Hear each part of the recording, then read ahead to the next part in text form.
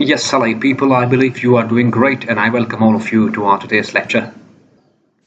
बड़े टाइम बाद मैं अपने लेक्चर को रिकॉर्ड कर रहा हूँ क्योंकि I was engage with some certain comparative exams. तो अब चूंकि टाइम मुझे मिला है, अब फ्री हूँ, तो अपने इंशाल्लाह आज से हम जो ना वो प्रॉपर्ली अपने लेक्चर्स को रिकॉर्ड करके जो है चैनल में हम अपलोड करेंगे आज से। तो आज का जो टॉपिक हम डिस्कस करेंगे ऐसे राइटिंग से रिलेटेड वो है single national curriculum opportunities and challenges. इस टॉपिक को हम आज डिस्कस करने लगे हैं। सिंगल नेशनल करिकुलम क्या है और क्या चैलेंजेस एंड प्रोस्पेक्ट्स या अपॉर्चुनिटीज हैं related to this new initiative vis-a-vis education in Pakistan. तो बेसिकली हम इसको ऐसे पॉइंट या ऐसे सेंट्रिक इस टॉपिक को आज डिस्कस करने लगे हैं। तो इसलिए मैंने आप लोगों के लिए यहाँ पे आज आउटलाइन ड्रॉ की है। हम आउटलाइन को कंप्रिहेंसिवली पॉइंट बाय पॉइंट इसको आज पढ़ेंगे। उसके बाद जब हमारी आउटलाइन कंप्लीट होगी तो इस स्लाइड के एंड पे मैंने इस टॉपिक के लिए इंट्रोडक्शन लिखा है, वो भी हम डिस्कस करेंगे ब्रीफली। तो चलते हैं आउटलाइन की तरफ। पहले हमें पता है इंट्रोडक्शन है। पहला जो आउटलाइन का जो फर्स्ट पॉइंट होता है वो इंट्रोडक्शन हमारे पास होता है। इंट्रोडक्शन वो पोर्शन हमारे पास एसे में है जहां पे हम पूरे एसे के टॉपिक को समराइज करके एग्जामिनर को बताते हैं कि टॉपिक आपने जो गिवन या जो टॉपिक हमने चूज किया है from among the given ones, उस टॉपिक के बारे में हमें यह समझ आई या इस टॉपिक के पर हम ऐसे लिखने जा रहे हैं, सही, यानी इस मैनर में या इस टॉपिक का फ्लो ऐसे होगा। तो ये हम जिस पैराग्राफ में बताते हैं वो उसको हम कहते हैं इंट्रोडक्शन। दूसरी जो हेडिंग यहाँ पे आज मैंने मेंशन की है इस टॉपिक से रिलेटेड वो है deciphering the 4-pronged strategy of single national curriculum. Basically इस दूसरी जो हमारे पास मेन हेडिंग होगी उसमें हम बताएंगे कि क्या स्ट्रेटजी है, वो कौन से 4 हमारे पास बेसिक एलिमेंट्स है सिंगल नेशनल करिकुलम में जो कि जिसको इस इनिशिएटिव के थ्रू जो है ना वो फेडरल गवर्नमेंट या हमारे पास जो एजुकेशनिस्ट हैं वो पाकिस्तान में मीट एंड इम्प्लीमेंट कराना चाह रहे हैं। पहला जो पॉइंट यहाँ पे इसका पर्पस है सिंगल नेशनल करिकुलम का वो है eliminating the apartheid in education. Pakistan में हमारे पास एजुकेशनल सेक्टर में डाइवर्स हमारे पास टाइप्स हैं। फॉर एग्जांपल पब्लिक सेक्टर है, प्राइवेट सेक्टर है, सेमिनरीज हैं यानी मदरसे वगैरह। तो अब इस जो हमारे पास सिंगल नेशनल करिकुलम है इसका पर्पस है कि हम एजुकेशन सेक्टर में जो हमारे पास डाइवर्स टाइप्स है उनको यूनिफाई करें, ठीक है, उनको हम यूनिफॉर्म बनाएं, उनका स्टैंडर्ड जो हमारे पास स्टैंडर्ड ऑफ एजुकेशन है वो उनको हम एक लेवल प्लेइंग बनाएं ताकि वहाँ पे जो स्टूडेंट्स होंगे वो उनके पास जो एक्सपर्टीज हैं वो सेम होगी या हर स्टूडेंट को जो है ना वो ये अपॉर्चुनिटी अवेलेबल होगी कि वो अपनी एक्सपर्टीज को टाइम टू टाइम अपडेट करें, ठीक है। तो ये पहला पॉइंट था इस हमारे पास जो सेकंड हेडिंग है इसका। दूसरा जो पॉइंट है single national curriculum strategies related वो है enrolling out of school children. Pakistan bureau of statistics के अकॉर्डिंग अभी पाकिस्तान में कोई 22.3 मिलियन चिल्ड्रन जो है ना वो आउट ऑफ स्कूल है। सिंगल नेशनल करिकुलम जो है इसका एक पर्पस ये भी है कि जो आउट ऑफ स्कूल चिल्ड्रन है उनको इनरोल करें, ठीक है, ताकि पाकिस्तान में जो लिटरेसी रेट जो हमारे पास क्रोनिक है करंटली उसको हम इंप्रूव करा सकें by enrolling the out of school children, सही। थर्ड जो पॉइंट यहाँ पे है वो है improving educational and vocational skills. Self explanatory है, इसको मैं स्किप करके आगे जा रहा हूँ। नेक्स्ट जो फोर्थ एंड लास्ट पॉइंट है सेकंड हेडिंग में वो है ameliorating quality of education. Single national curriculum का जो one of the basic purposes वो ये है कि पाकिस्तान में जो एजुकेशन की जो क्वालिटी है या यहाँ पे ऐसे कह लेते हैं कि यहाँ पे जो कल्चर ऑफ रोट लर्निंग है उसको हमने ट्रांसफर करना या ट्रांसफॉर्म करना है into critical and activity based learning, ताकि हमारे पास जो न्यू जनरेशन होगी, जो नए जो हमारे पास यंग स्कॉलर्स होंगे वो इन ए पोजीशन होंगे, वो इस काबिल होंगे कि वो जो कंटेम्प्रेरी एरा के जो रिक्वायरमेंट्स उनको मीट करें, कि अपनी जो उनकी जो एक्सपर्टीज उनको प्रोडक्टिवली यूटिलाइज करें for the betterment of society and economy. तो ये हमारे पास सिंगल जो करिकुलम है उसके 4-point स्ट्रेटेजी थी या उसके 4 एलिमेंट्स थे जिनको हमने ब्रीफली डिस्कस किया। अब अगर पेपर की बात करें तो इस जो हमारे पास सेकंड हेडिंग है उस पर ज्यादा हमने डिटेल में जाना नहीं है। ऐसे पेपर में हमने इस सेकंड हेडिंग के लिए सिंपल एक सिंगल पैराग्राफ हमने लिखना है। डिटेल में इसमें जाने की जरूरत नहीं है क्योंकि ये चीज हमें वो इस पे स्ट्रेस देने की जरूरत हमें नहीं है क्योंकि पूछा उसने नहीं। नेक्स्ट हमारे पास जो थर्ड हेडिंग है जो हमारे पास रेलेवेंट टू द टॉपिक होगी, ठीक है, जो उसमें हम बात करेंगे आज की कैसे मतलब क्या हमारे पास अपॉर्चुनिटीज हैं, क्या होगा अगर हम इंप्लीमेंट करते हैं सिंगल नेशनल करिकुलम को, या हमारे पास क्या कंसीक्वेंसेस होंगे in case if we unify the national curriculum. तो इसको हमने हेडिंग में ऐसे लिखा है थर्ड हेडिंग में, a result oriented uniform curriculum is going to consolidate the tendencies of federalism and address long held popular grievances. Pakistan में आप लोगों को पता है कि जो हमारे पास डिफरेंट हमारे पास जो फेडरेटिंग यूनिट्स हैं या जो प्रोविंसेस हैं या जो एरियाज है वहाँ पे एजुकेशन का जो स्टैंडर्ड है या रीच ऑफ एजुकेशन जो है या क्वालिटी ऑफ एजुकेशन वो उस तरह की सिमिलर नहीं है, ठीक।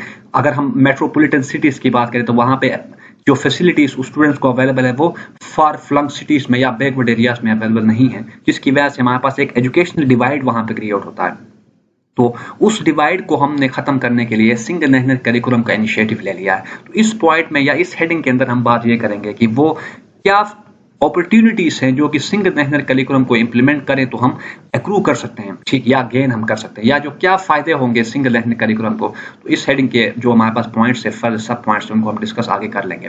तो एक यहाँ पे कोटेशन मैंने, या एक से कोटेशन, बल्कि इसको नहीं कहेंगे, बल्कि एक बुक से रेफरेंस मैंने इसको यहाँ पे कोट किया है। फ्रैंकिस फुकुयामा की एक बुक है, political order and political decay है। उसमें वो कहता है कि curriculum plays a critical role in nation building.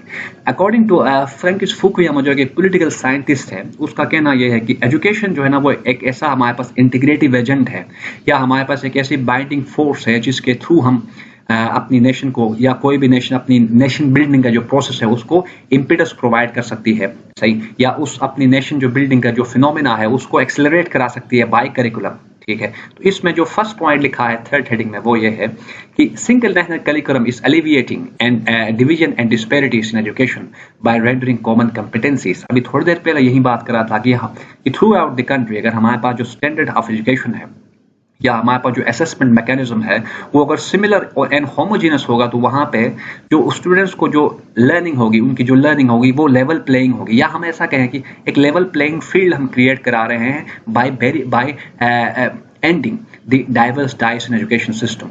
For example, अब ऊपर हमने बात की कि यहाँ पे पब्लिक सेक्टर है, प्राइवेट सेक्टर है, और सेमिनरीज हैं, रिलीजियस मदरसे जो हैं, उनको अगर हम यूनिफाई करें, उनमें क्वालिटी ऑफ एजुकेशन को हम इंश्योर कराएं, ठीक, वहाँ पे जो हमारे पास असेसमेंट एंड लर्निंग का जो हमारे पास मैकेनिज्म है उसको अगर यूनिफाई हम करते हैं, तो वहाँ पे हमारे पास जो आउटपुट होगा वो क्या होगा, बेनिफिशियल होगा, प्रोडक्टिव इन नेचर होगा। तो पहला पॉइंट हमारे पास ये एक अपॉर्चुनिटी होगी अगर हम सिंगल नेशनल करिकुलम को इम्प्लीमेंट करते हैं। दूसरा पॉइंट हमारे पास क्या है, providing avenues for social upward social mobility. अब हम बताया कि एजुकेशन के थ्रू हम एक इंसान जो है ना वो सोशल मोबिलिटी कर सकता है। सोशल मोबिलिटी से मतलब यहाँ पे हमारा ये है कि अब अगर फॉर एग्जांपल एक बच्चा है जिसके पेरेंट्स जो है ना वो पढ़े लिखे नहीं है, अब अगर वो बच्चा पढ़ लिख जाता है तो उसको अच्छी जॉब अपॉर्चुनिटीज होंगी। अब जब उसे अच्छी जॉब अपॉर्चुनिटीज होंगी तो उसका जो सोशियो इकोनॉमिक इंडिकेटर्स है, या उसके जो सोशियो इकोनॉमिक जो उसका जो स्टेटस है वो बेहतर होगा as compare to his parents. तो इस वजह से हम यहाँ पे कह रहे हैं कि अगर हर बच्चे को पाकिस्तान में better and equal education opportunities मिले तो वहाँ पे हम अपवर्ड सोशल मोबिलिटी को इंश्योर करा सकते हैं। थर्ड हमारे पास जो पॉइंट यहाँ पे है वो है critical and activity based learning. अच्छा, ऊपर हमने बात की कि जो सिंगल नेशनल करिकुलम का वन ऑफ द फंडामेंटल जो इसका पर्पसेस हैं वो critical and activity based learning को प्रमोट एंड फोस्टर कराना है, ठीक है। अब इससे क्या होगा, critical and activity based learning से क्या होगा, या सॉरी यहाँ पे अर्निंग नहीं, ये लर्निंग है, एल यहाँ पे लर्निंग मुझे लिखना चाहिए। अच्छा, वो क्या लिखा है यहाँ पे, critical and activity based learning cultivating tolerance and reference to cultural diversity. अब हम अगर क्रिटिकली चीज़ों को एनालाइज करेंगे, क्रिटिकली चीज़ों को पढ़ के समझेंगे तो हमें समझ आएगी कि जो पाकिस्तान का जो बनने का जो प्रोसेस था, जो स्टेज था पाकिस्तान का, या उसको हम कहते हैं फॉर्मेटिव स्टेज, या प्री इंडिपेंडेंस अगर हम बात करें, प्री इंडिपेंडेंट बात करें, तो वहाँ पे हर जो इथनिक ग्रुप है उसने अपनी जो कंट्रीब्यूशन है वो ऑफर की for the creation of this country, ठीक है। तो अब ये सारी जो हमारे पास आइडियाज हैं, या जो हमारे पास इस चीज़ के बारे में इंफॉर्मेशन, तभी हम एक्रू कर सकते हैं या गेन कर सकते हैं जब हम क्रिटिकली हम चीज़ों को लर्न करें, क्रिटिकली अंडरस्टैंड करें कि कैसे जो है ना वो डाइवर्सिटी इंपॉर्टेंट है for the progression and for the well being of Pakistan, ठीक है। तो ये पॉइंट यहाँ पे हमने लिखा। नेक्स्ट जो फोर्थ पॉइंट यहाँ पे फोर्थ है, उसमें लिखा है transforming puerile ethnic nationalism into constructive patriotism. Further, अब जब हमें पता होगा कि हमारी जो हिस्ट्री है पाकिस्तान में वो सिमिलर है। अच्छा, पहले हम बात यहाँ पे करते हैं एथनिक नेशनलिज्म क्या है। एथनिक नेशनलिज्म का मतलब ये है कि हर सर्टेन कम्युनिटी, या पाकिस्तान जो कि मल्टी कल्चरल एक सोसाइटी है, ठीक, सिंध का एक अपना कल्चर है, पंजाब का अपना कल्चर है, केपी का अपना कल्चर है, बलूचिस्तान का एक अपना कल्चर है, सो अब इथनिक नेशनलिज्म का मतलब ये है कि अपने रीजनल जो इथनिसिटी है या उनकी जो रीजनल आइडेंटिटी है उसको प्रायोरिटाइज करना ओवर नेशनल आइडेंटिटी, एक ऐसे भी इसकी डेफिनेशन कर सकते हैं। दूसरी बात, जो रीजनल उनका इंटरेस्ट है, या जो हमारे पास डिफरेंट प्रोविंसेस हैं उनका जो रीजनल इंटरेस्ट है, उस रीजनल इंटरेस्ट को प्रेफरेंस देना ओवर नेशनल इंटरेस्ट, सही, यानी अपने रीजन की वेलबींग को प्रायोरिटाइज करना और नेशनल वेलबींग, इसको हम इथनिक नेशनलिज्म कह सकते हैं। दूसरी बात, जो हमारे पास जो टर्मिनोलॉजी समझने वाली यहाँ पे है वो कंस्ट्रक्टिव पैट्रियोटिज्म है। अब पैट्रियोटिज्म और नेशनलिज्म की बात अगर हम करें तो पैट्रियोटिज्म जो है ना वो कंस्ट्रक्टिव पैट्रियोटिज्म का मतलब ये है कि हम, या इसको हम ऐसे भी कर सकते हैं, ethnic nationalism and civic nationalism. अब सिविक नेशनलिज्म या कंस्ट्रक्टिव पैट्रियोटिज्म का मतलब ये है कि हम न सिर्फ अपने वेलबींग को बल्कि ओवरऑल नेशन की वेलबींग को प्रायोरिटाइज कर रहे हैं। हम अपनी आइडेंटिटी को डिराइव करते हैं from the identity of country, from national identity. हम अपनी आइडेंटिटी को अगर डिराइव करें उसको हम कहेंगे सिविल या कंस्ट्रक्टिव नेशनलिज्म। एथनिक की अगर बात ऑन द अदर साइड अगर हम करें तो यहाँ पे हम अपनी रीजन की बेस पे, अपनी लैंग्वेज की बेस पे, ठीक है, अपनी कम्युनिटी एंड क्लेन के बेस पे अपनी आइडेंटिटी को वहां से अगर ड्राइव करें, सही, उसको हम कहेंगे एथनिक नेशनलिज्म।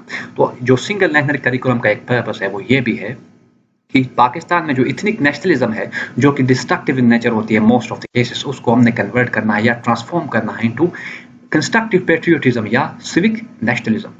जो हमारे पास पॉइंट ई है उसमें हमने लिखा है translating class ridden polarise society into an egalitarian one. अब यहाँ पे क्लास रीडन की बात अगर हम करें तो हमें पता है यहाँ पे एलीट क्लास है, यहाँ पे मिडिल क्लास है, यहाँ पे lower middle class and so on है। हमने सिंगल नेशनल करिकुलम के थ्रू हम पहली बात हमने करना है कि जो क्लासेस में हमारे पास सोसाइटी डिवाइड है, ठीक, उस क्लास का जो हमारे पास जो डिवाइडेड सोसाइटी हो उनको उस डिवीजन को खत्म करना है। उस सोसाइटी को हमने लेवल प्लेइंग बनाना है।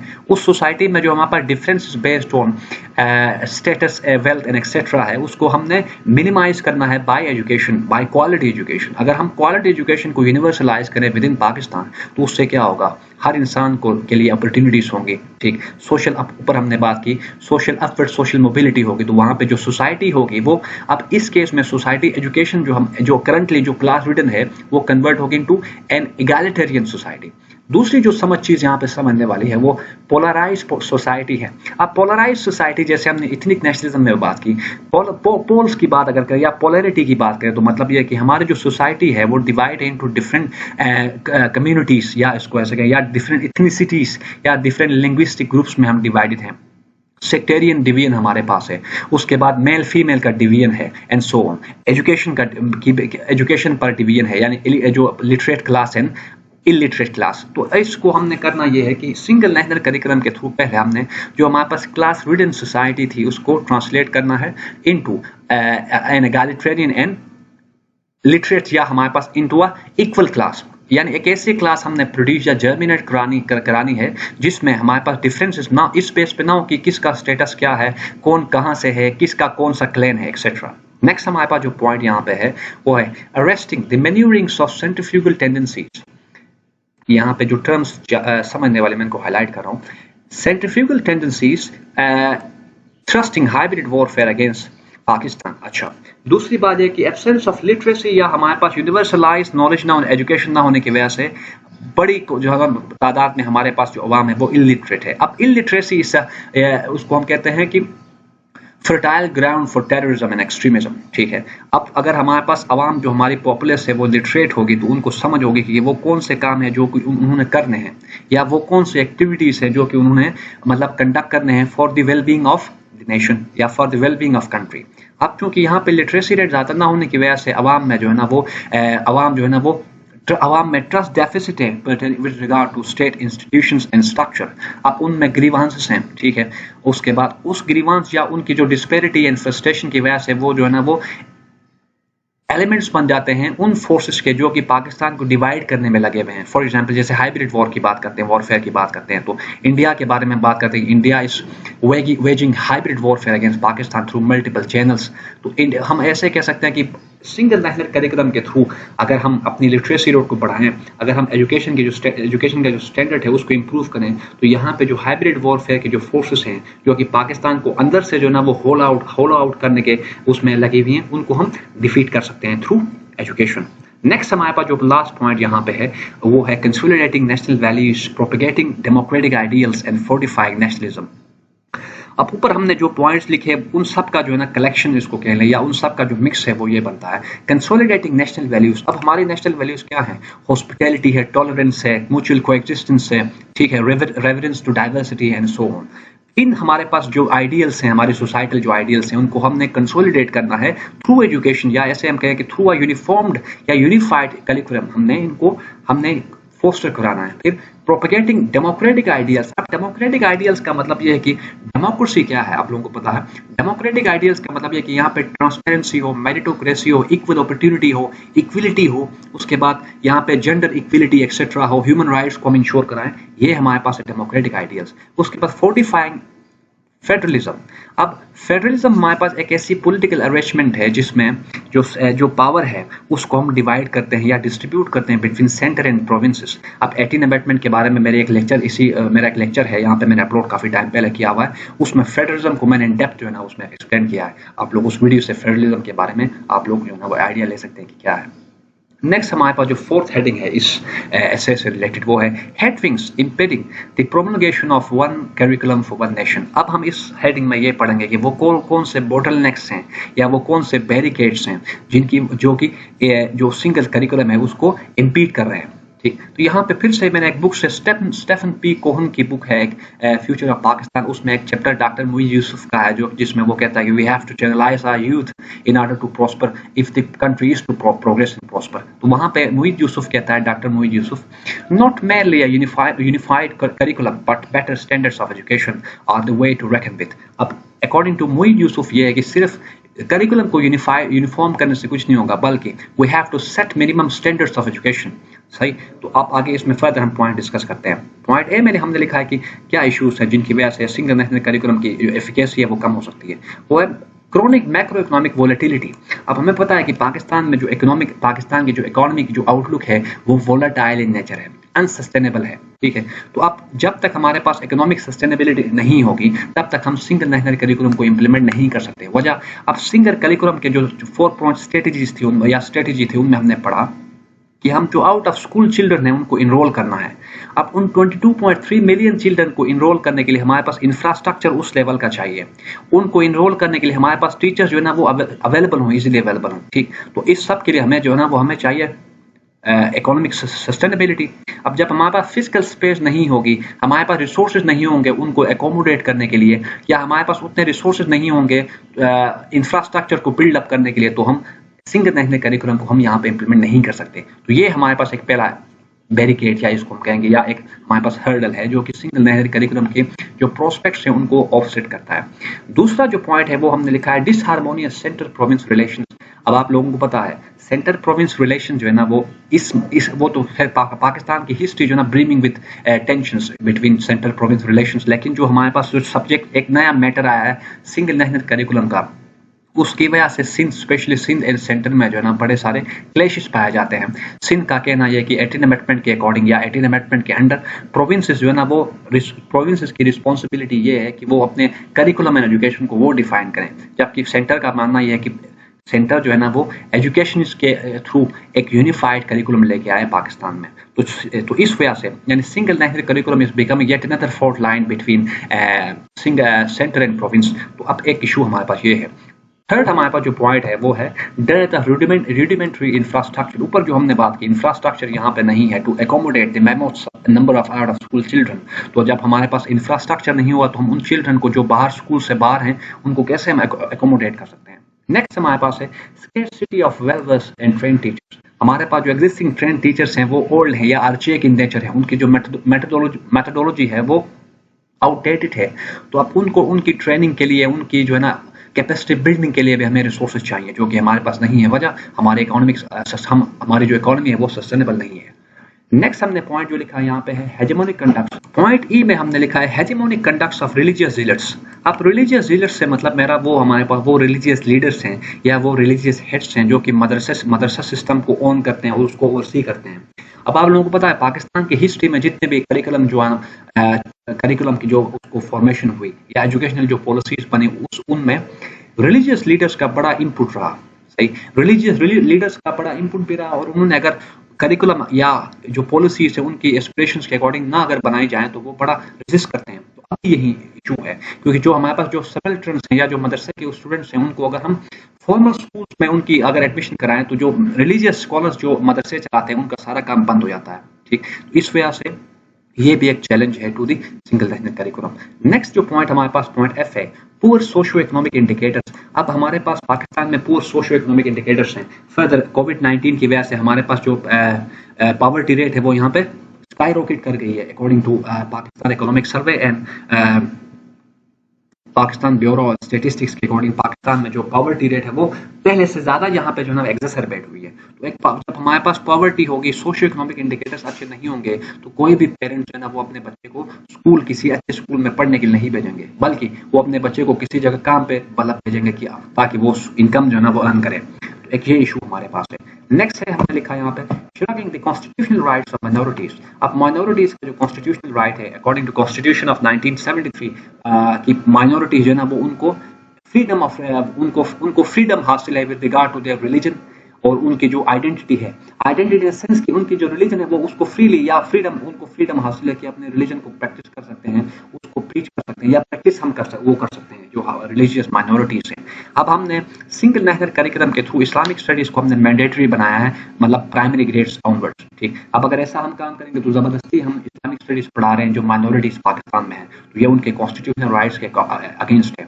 नेक्स्ट हमने यहाँ पे इसी पॉइंट में लिखा है नेगेटिंग कंट्रीज इंटरनेशनल कमिटमेंट्स। अब पाकिस्तान के जो इंटरनेशनल रिस्पांसिबिलिटी या कमिटमेंट्स है उनकी नेगेशन है सिंगल नेशनल करिकुलम, क्योंकि आर्टिकल 2 हमने यहाँ पे मेंशन किया है, article 2 of universal declaration of human rights and international covenant on economic, social and cultural rights. इन दो हमारे पास जो यूनिवर्सल जो हमारे पास इंटरनेशनल जो डिक्लेरेशंस है या हमारे पास इंटरनेशनल जो कमिटमेंट्स हैं उनके अकॉर्डिंग हम किसी भी जो हमारे पास माइनॉरिटी है या किसी भी ग्रुप को हम किसी भी ग्रुप के ऊपर जबरदस्ती हम अपनी मर्जी के जो है ना वो रूल्स या अपनी मर्जी के जो है ना टीचिंग्स उनके ऊपर इम्प्लीमेंट नहीं कर सकते।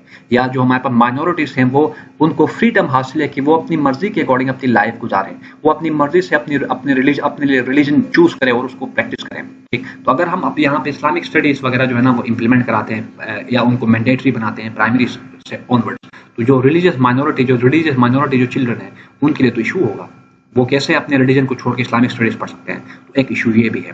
नेक्स्ट हमारे पास जो 5th यहाँ पे हेडिंग है वो है proposing policy prescriptions to navigate the case 22 situation. अब हमारे पास ये जो पोर्शन है ऐसे आउटलाइन में, उसमें हम बताएंगे कि क्या करना चाहिए गवर्नमेंट को या जो पॉलिसी मेकर्स इनको क्या करना चाहिए सो दैट जो हमारे पास इश्यूज है या जो चैलेंजेस हमने ऊपर पड़े उनको हम नेविगेट करें और वे आउट वहां से हम अपनी बनाएं।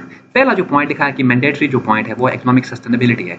कुछ भी नहीं हो सकता अगर हमारी इकोनॉमी सस्टेनेबल ना हो तो सबसे पहले हमें चाहिए कि अपनी इकोनॉमी को सस्टेनेबल बनाएं। ठीक, सस्टेनेबल कैसे बनाएं, मेरे ख्याल में वीडियो है मेरी कि कैसे हम अपनी इकोनॉमी को सस्टेनेबल बना सकते हैं, जिसमें हम फॉर एग्जांपल एक दो पॉइंट्स मेंशन कर सकते हैं कि हम अपने जो प्रोडक्ट लाइन है या एक्सपोर्ट बेस उनको हम ब्रॉडन या डाइवर्सिफाई करें।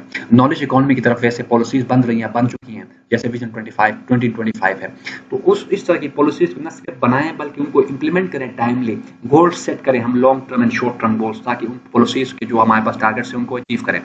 दूसरा पॉइंट है नॉट एक्सक्लूशनरी बट पॉलिटिक्स ऑफ बायपार्टिसनशिप। हमारे पास पाकिस्तान में पोलराइज्ड पॉलिटिक्स का एक टॉपिक 19 आया था 2020 में ऐसे में, तो पाकिस्तान में जो पॉलिटिक्स है वो पोलराइज्ड है या पॉलिटिकल जो ग्रुप्स हैं या पॉलिटिकल जो पार्टीज है वो रीजनल बेस्ड हैं। फॉर एग्जांपल पंजाब से ओबीएस था कुछ अर्सा पहले तक कि वहां से पीएमएल-एन जीतेगी, सिंध से पीपीपी अभी भी जीत रही है एंड सो ऑन। तो ये हमारे पास जो रीजन की बेस पे जो पॉलिटिकल पार्टीज की ओरिएंटेशन है या रीजनल बेस पे जो पॉलिटिकल आइडियोलॉजीज या हमारे पास जो मैनिफेस्टोस हैं उनकी वजह से हमारी जो पॉलिटिकल पाकिस्तान की जो पॉलिटी है वो पोलराइज्ड नेचर है।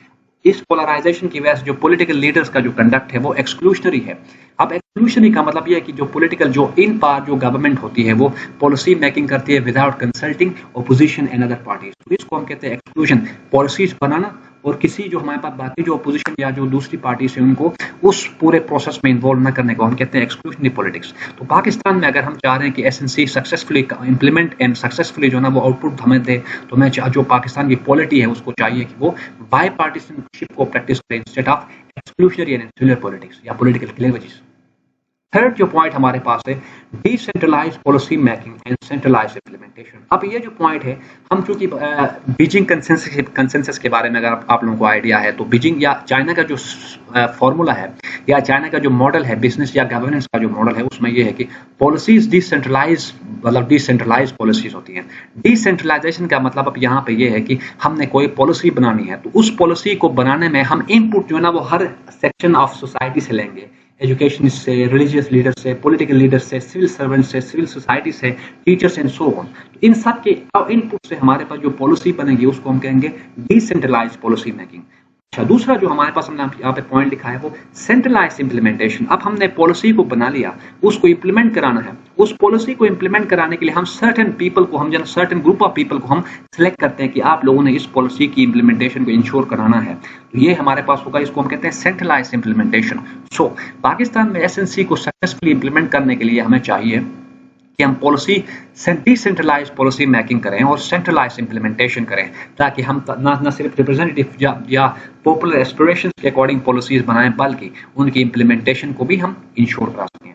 डी जो पॉइंट यहाँ पे है, setting minimum standards of education. ऊपर भी मैंने ये बात मेंशन की थी कि मोहित यूसुफ ने कहा था कि सिर्फ करिकुलम को यूनिफाई या उसको यूनिफॉर्म बनाने से कुछ नहीं होगा, लेकिन we have to set a minimum standard of education prior to assimilating the curriculum. तो पाकिस्तान में हमें जरूरत यह है कि हम पहले एजुकेशन का एक स्टैंडर्ड सेट करें कि इससे ऊपर जो है ना वो, या हमारे पास ये बेंचमार्क है, सही स्टैंडर्ड सेट करें। उसके बाद अगर हम सिंगल उसको करिकुलम को यूनिफाई करें तो वो ज्यादा इफेक्टिव होगा। लास्ट पॉइंट यहाँ पे हमारे पास है building the capacity and expertise of teachers in accordance with demands. अब चूंकि सिंगल जो नेशनल करिकुलम के अंडर जो पॉलिसीज हैं वो तो बनाए गए, मतलब जो बनाने वाले हैं वो तो पॉलिसी मेकर्स हैं। अब उनकी इम्प्लीमेंटेशन या सक्सेस को कौन इंश्योर कराएगा? टीचर्स। अब टीचर्स इस पॉलिसीज को, इन पॉलिसीज को इंश्योर तब ही करा सकते हैं जब वो वेल इक्विप हों, जब उनकी एक्सपर्टीज उस लेवल की हो कि वो इस जो हमारे पास इनिशिएटिव है उसकी इम्प्लीमेंटेशन को प्रोडक्टिवली इंश्योर कराएं। ठीक, इस पर्पस के लिए ऐसे हम कहेंगे सिंगल नेशनल करिकुलम को सक्सेसफुल बनाने के लिए पहले हमें टीचर्स की एक्सपर्टीज को अपग्रेड करने की जरूरत है। फर्दर उनकी कैपेसिटी हमें बिल्डिंग करनी होगी थ्रू ट्रेनिंग। सही, तो ये हमारे पास कुछ पॉलिसीज थे। और अब आखिरी हमारे पास जो हेडिंग यहाँ पे है वो है the poor education system is the root cause of all socio economic issues in Pakistan. PMI के अकॉर्डिंग पाकिस्तान का जो हमारे पास पुअर एजुकेशन सिस्टम है वो रिस्पॉन्सिबल है for all socio economic issues in the country. तो ये था आज हमारा ये टॉपिक का, इस टॉपिक के लिए आउटलाइन। अब हम देखते हैं इंट्रोडक्शन कैसे हम लिखेंगे। अच्छा, मैंने यहाँ पे इंट्रोडक्शन में शुरू ऐसे इसको किया है, in a world of innovation led and knowledge propelled economies. जो टर्म्स की होंगी आपने इनको देखना है। लिखा है in a world of innovation led and knowledge propelled economies, importance of result oriented and better quality of education has become more pronounced now than ever before या than ever। ठीक, ये हमारा शुरू का सेंटेंस है। दूसरा, उसके बाद नेक्स्ट जो सेंटेंस लिखा है, against this reality both the developed and emerging nations appear to have strategically prioritised education and employed education as an integrative agent in order to navigate challenges posed by fourth industrial revolution. हमारा ये दूसरा sentence है। पहले हमने शुरू किया कि हमारे पास जो दुनिया है वो fastly moving towards knowledge economy की तरफ जा रही है। इनोवेशन एंड डिस्ट्रप्टिव हमारे पास जो टेक्नोलॉजीज आ रही हैं उनकी वजह से जो गवर्नेंस स्ट्रक्चर है, जो हमारे पास ओवरऑल जो हमारे पास स्ट्रक्चर्स हैं, सोशल स्ट्रक्चर्स है, वो चेंज हो रहे हैं। उनकी जो हमारे पास फंक्शनिंग है वो चेंज हो रही है। तो इस नतीजे से क्या हम, या इस इन दिस बैकड्रॉप या अगेंस्ट दिस रियलिटी जो डेवलपिंग एंड इमर्जिंग कंट्रीज है वो एजुकेशन को as an integrative agent use कर रही हैं to navigate the challenges posed by industrial revolution. Next हमारे पास जो सेंटेंस यहाँ पे लिखा है वो है indeed it is this early realisation on part of technologically savvy nations. अब टेक्नोलॉजिकली सेवी नेशंस ये वो कंट्रीज है जो कि टेक्नोलॉजिकल एडवांस है या जिनमें रिसर्च एंड डेवलपमेंट का काम ज्यादा हो रहा है या होता रहा है। ये वो कंट्रीज जो कि 5G और AI पे काम कर रही है, कंप्यूटर उसको क्या न्यूरल नेटवर्किंग वगैरह पे काम कर रही है। ये वो कंट्रीज जो कि जिनको हम कहते हैं technologically savvy nations that pave the way for. अच्छा, यहाँ से पढ़े थे, it is this early realisation on part of technologically savvy nations that pave the way for better socio-economic indicators, non-linear growth rates and national cohesion। अब चूंकि इन countries ने या जो हमारे पास डेवलप कंट्रीज है टेक्नोलॉजिकली, उन्होंने एजुकेशन को प्रायोरिटाइज किया। ठीक, अब उस प्रायोरिटाइजेशन की वजह से क्या हुआ, बेटर सोशियो इकोनॉमिक इंडिकेटर्स उनके पास हैं, नॉन लीनियर ग्रोथ रेट्स हैं और नेशनल कोहेशन है। नॉन लीनियर ग्रोथ रेट का मतलब है कि उनकी जो ग्रोथ है वो कांस्टेंट नहीं है, वो यूनिफॉर्म इन नेचर नहीं है। ठीक, उनकी ग्रोथ रेट जो इंप्रूव हो रही है, ठीक, यानी यूनिफॉर्म नहीं है, कांस्टेंट नहीं है, due to prioritization of education। Next हमने लिखा है in the backdrop of these shifting themes, single national curriculum manifests the awakening of policy makers to the imperatives of contemporary environment। अब हमने कहा कि इन्हीं चेंजेस की वजह से जो हमारे पास शिफ्ट आ रहा है दुनिया में, जो हमारे पास प्रैक्टिस है उनमें जो शिफ्ट आ रहा है, उस शिफ्ट की वजह से या हमारे पास जो उस शिफ्ट की वजह से जो पाकिस्तान में पॉलिसी मेकर्स हैं उन्होंने उस शिफ्ट को ट्रेस किया और उसी के अकॉर्डिंग जो है ना वो पॉलिसी बनाई या एक इनिशिएटिव लिया जिसको हम सिंगल नेशनल करिकुलम कहते हैं, ठीक है। Being congruent with countries vision 2025। अब एक लेक्चर मेरा नेक्स्ट लेक्चर है वो विजन 2025 पे कि कैसे पाकिस्तान जो है ना वो क्या है। ये असल में सिंपल अगर इसको मैं समरी इसकी बताऊं तो 2025 हमारे पास एक ऐसी पॉलिसी है, पाकिस्तान में एक ऐसी पॉलिसी है जिसके थ्रू हम नॉलेज इकोनॉमी को हमने अटेंड करना है, इंस्टीट्यूशनल डिजिटलाइजेशन की तरफ जाना है, human development and capacity building करनी है, ठीक, एक्सेट्रा। मैं आपको डिटेल में इसकी वीडियो आपको बाद में अपलोड करूंगा। In for the time being आप लोगों ने ये समझना है कि विजन जो 2025 है वो हमारे पास एक ऐसा इनिशिएटिव या एक ऐसा पॉलिसी फ्रेमवर्क है जिसमें हमने ये डिसाइड किया है कि by 2025 Pakistan knowledge economy attend करेगा। बाय 2025 पाकिस्तान में जो इंस्टीट्यूशंस हैं वो डिजिटलाइज होंगे एंड सो ऑन, ठीक। अच्छा, being incongruent with countries, Vision 2025, the unified curriculum aims to eradicate educational apartheid and germinate a productive, patriotic and responsible nationals by removing diverse ties in education sector। अब आप लोग देखें कि ये वही points जो हमने ऊपर जो है ना अपनी आउटलाइन में डिस्कस की हैं, मैं अब इन्हीं पॉइंट्स को डायरेक्टली आउटलाइन से ले रहा हूँ ताकि हमारा जो फ्लो हो वो उसी आउटलाइन के अकॉर्डिंग बने। यहाँ से आगे further, it provides for enrolment of out of school children and mainstreaming the subalterns. अब ये जो सबल्टरन्स हैं इस वर्ड को देख के आप लोगों ने कंफ्यूज नहीं होना, इसका मतलब मेरा सिंपली जो मदरसे में जो स्टूडेंट्स पढ़ते हैं उनको हम कहते हैं सबल्टरन्स, ठीक।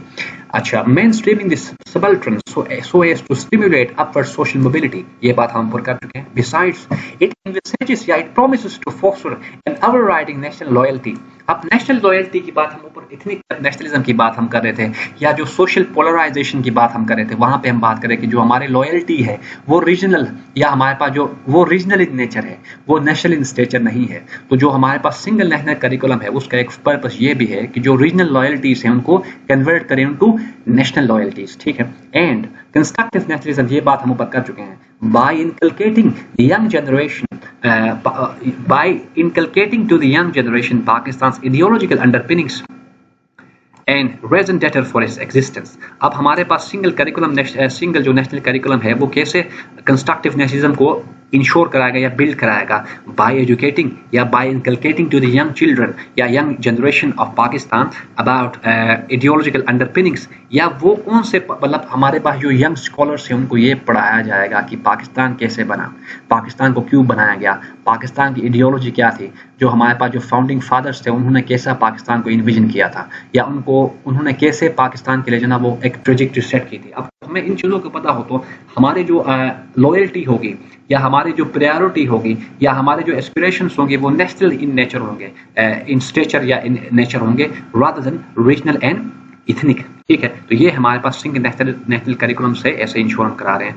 Next, although the single national curriculum is a much needed step to ensure uniformity in diversity। अब चूंकि हमने कहा कि इसको एक ऐसा इनिशिएटिव है जिसके थ्रू हमने डाइवर्सिटी में यूनिफॉर्मिटी को हमने इंश्योर कराना है। It confronts a host of hurdles. अब हम यहाँ पे चैलेंजेस की बात करेंगे कि क्या क्या चैलेंजेस हैं सिंगल नेशनल करिकुलम को। Hurdles that bear the potential to decelerate its evolution and implementation। अब कुछ challenges ये face कर रहा है या confront कर रहा है जिसकी वजह से इसकी evolution and implementation जो है ना वो slow down हो सकती है। If not disrupt it altogether। अगर जो challenges हैं ये जो एजेंसी जो challenges confront कर रहा है उन challenges की वजह से इसकी evolution and implementation slow होगी। अगर altogether ये प्रोसेस या इनिशिएटिव डिसरप्ट नहीं हो तो एटलीस्ट स्लो होगी, ठीक है। Of the many chronic macro economic volatility, ऊपर बात हम कर चुके हैं। Personalised and polarised political cleavages की बात हम कर चुके हैं। उसके बाद डीप सीटेड मिसट्रस्ट है बिटवीन फेडरेशन एंड यूनिट्स, यानी सेंटर प्रोविंसेस के बीच में मिसट्रस्ट है, राइवलरी है, ये क्लेशेस हैं। Next, culture of centralize policy की बात हम ऊपर कर चुके हैं कि यहाँ पे पॉलिसी को हम सेंट्रलाइज पॉलिसी बनाते हैं और डिसेंट्रलाइज इंप्लीमेंटेशन हम कराते हैं, जो कि opposite to China's governance model है। चाइनीज जो है ना वो अपनी पॉलिसीज को डिसेंट्रलाइज पॉलिसीज बनाती हैं और उसकी इंप्लीमेंटेशन को सेंट्रलाइज इंप्लीमेंटेशन वो कराती हैं, ठीक है। दोबारा से, चाइना में जो पॉलिसीज बनती है वो डिसेंट्रलाइज पॉलिसीज बनती हैं और उनकी इंप्लीमेंटेशन सेंट्रलाइज्ड होती हैं, ठीक है।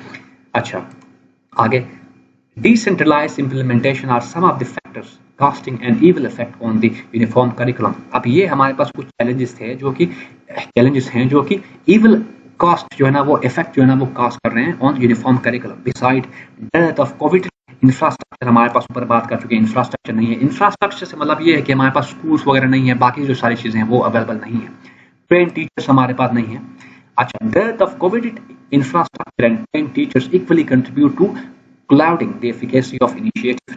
But given the delicacy of matter, अब हम जरा स्विच कर रहे हैं कहाँ से, चैलेंजेस से हम जो ना वो नेसेसिटी क्या है सही उसकी तरफ स्विच कर रहे हैं यहाँ पे. But given the delicacy of the matter, it is imperative for the central government to take into confidence such stakeholders as federating units, educationists, religious heads, and the civil society in order to make the curriculum more representative of popular aspirations and pressing needs. अब आप लोगों को समझ आ गया होगा कैसे flow कर रहा है हमारा इंट्रोडक्शन. शुरू में हमने बात की कि शुरू में जो हमारे पास जो स्टार्टिंग इसका लिया वो ये हमने ये किया था कि कैसे क्या इंपॉर्टेंस क्या है सिंगल करिकुलम को यूनिफॉर्म क्यों बनाएं, ठीक है. और दूसरी बात हमने चेंजिंग जो हमारे पास ट्रेंड्स है उनकी बात की. आगे आके हमने बात किया कि इसके जो हमारे पास सिंगल नेशनल करिकुलम है उसका क्या विजन है कुछ, या इसके क्या मतलब एम्स हैं या क्या स्ट्रेटेजी का बेसिक पर्पस क्या है वो हमने पढ़ा.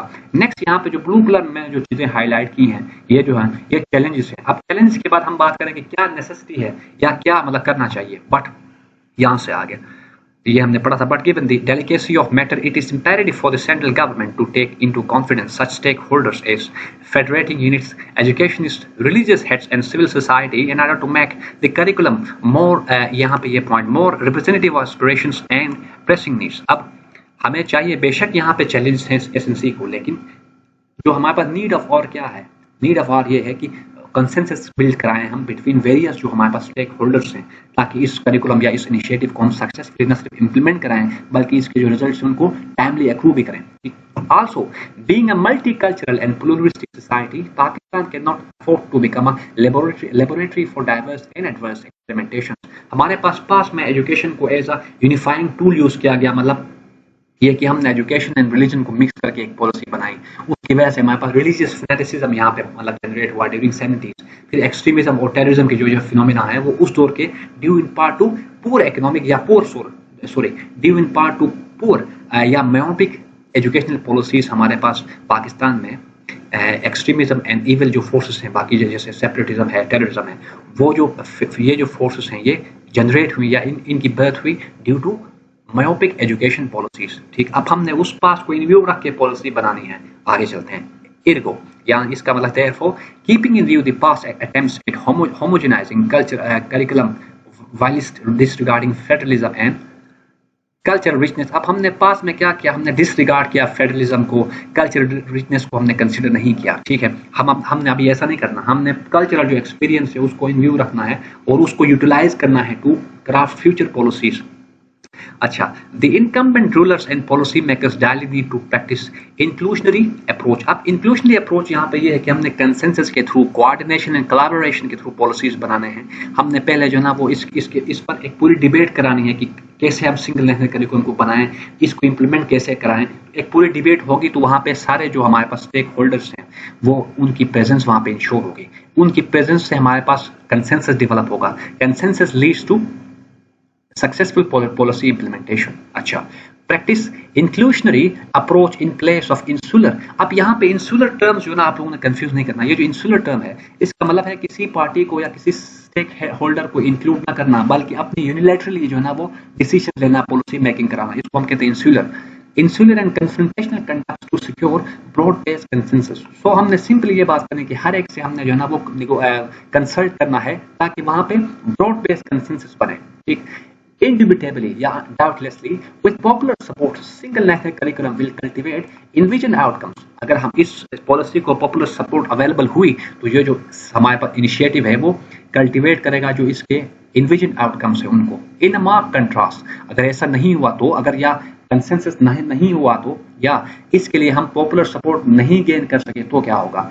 An exclusionary approach holds the potential to not only render the initiative ineffective but also transform the otherwise centripetal forces into disintegrative elements. अगर हमारे पास कंसेंसस एंड कोऑर्डिनेशन का मैकेनिज्म नहीं हुआ, डिबेट नहीं हुई तो क्या होगा? सेंटर प्रोविंस रिलेशंस फर्दर जो है ना वो डिटीरियोरेट होंगे. ठीक है, डिटीरियोरेट होंगे तो फिर क्या होगा? जो हमारे पास सेंट्रिपिटल फोर्सेस की बात यहाँ पे की है, दो हमारे पास चीजें होती हैं, centripetal forces and centrifugal forces. अब सेंट्रिपिटल फोर्सेस हम उनको पॉलिटिकल साइंस या आईआर में उन फोर्सेस को कहते हैं कि जो कि यूनिफाई करते हैं किसी नेशन को. ठीक है, वो सारी फोर्सेस जो कि एक नेशन को यूनिफाई करते हैं उनको हम कहते हैं सेंट्रिपिटल फोर्सेस या tendencies. On the other hand जो नेशन को डिवाइड एंड डिसइंटीग्रेट करती हैं जो फोर्सेस उनको हम कहते हैं सेंट्रीफ्यूगल फोर्सेस, ठीक, अगर हमारे पास यहाँ पे कोऑर्डिनेशन ना हो, कंसेंसस ना हो, तो क्या होगा, जो सेंटर प्रोविंस के बीच में ऑलरेडी जो वोलेटाइल रिलेशंस है वो फर्दर डिटीरियोरेट होंगे, जिसकी वजह से हमारे पास जो सेंट्रीपिटल या यूनिफाइंग फोर्सेस है वो कन्वर्ट होंगे इनटू डिसइंटीग्रेटिव या सेंट्रीफ्यूगल फोर्सेस, ठीक, and thereby national cohesion, uniformity in diversity and federalism. अगर हमारे पास कंसेंसस नहीं होगा, अगर हम अपनी गलती से या अपनी मिस्टेक से या अपने कंडक्ट से जो है ना वो सेंट्रीपिटल फोर्सेस को सेंट्रीफ्यूगल में कन्वर्ट करने में अगर हमने किया, तो क्या होगा, हमारी जो नेशनल कोहेशन है वो थ्रेटन होगी, हमारी जो यहाँ पे यूनिफॉर्मिटी इन डाइवर्सिटी वो थ्रेटन होगी, हमारे पास जो फेडरलिज्म की जो अरेंजमेंट है वो भी थ्रेटन होगी, ठीक। तो ये था आज का इस टॉपिक के लिए इंट्रोडक्शन। तो आई बिलीव मैं इसको समझाने में कामयाब हुआ हूँ। अगर आप लोगों को कोई इशू है इसमें, कोई अगर कंफ्यूजन है, तो आप मुझे इन्फॉर्म कर सकते हैं थ्रू योर कमेंट्स। तो नेक्स्ट लेक्चर के लिए अपना ख्याल रखें। अल्लाह हाफिज़।